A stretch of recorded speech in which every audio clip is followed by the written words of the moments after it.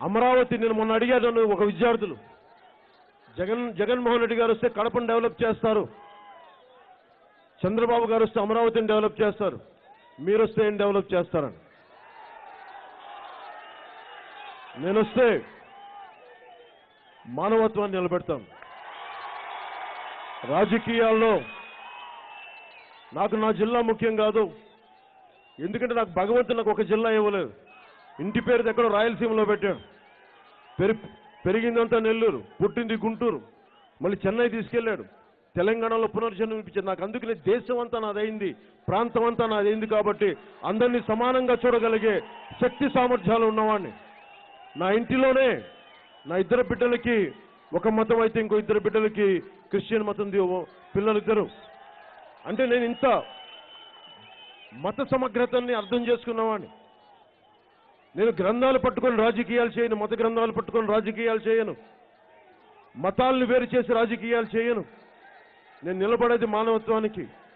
ఎక్కడైతే మానవత్వం దెబ్బతింటుందో దానికి నేను అండగా ఉంటాను. అలాగే నిన్న అనుకో, ఈరోజు పొద్దున అనుకుంటా, భారతీయ జనతా పార్టీ స్పీకర్,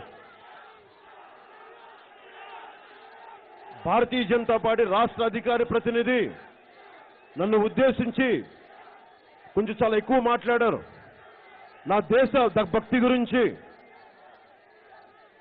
అంటే పవన్ కళ్యాణ్ ఎక్కడ తగ్గాలో కూడా నేర్చుకుంటే మంచిది అంటే, ఆ భారతీయ జనతా పార్టీ అధికార ప్రతినిధికి చిత్తూరు నుంచి చెప్తున్నాం, ఎక్కడ తగ్గాలో తెలుసుకోకుండా ఇంత దూరం రాలేదు. అది ముందు తెలుసుకోను.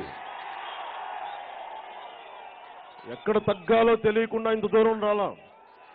అలాగే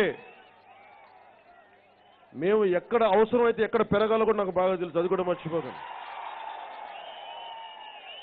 చిన్నప్పుడు మాకు టీచర్ బైబిల్లో చెప్పింది, తనను తాను తగ్గించుకున్నవాడు హెచ్చింపబడినని. అలాగే మేము తగ్గించుకుంటాం, కానీ మీరు వచ్చి ఎక్కి తొక్కుతూ ఉంటే మేము అలా ఎగ్గిసి కింద పడేసి కొడతాం మిమ్మల్ని, అది కూడా మర్చిపోకండి. అలాగే భారతీయ జనతా పార్టీ అధికార ప్రజలకు ప్రత్యేకించి మీకే చెప్తున్నా, నా దేశభక్తిని శంకించే పరిస్థితులు తెలుసు. నా దేశభక్తి తెలుసుకోవాలంటే వెళ్ళి మీ ప్రధాన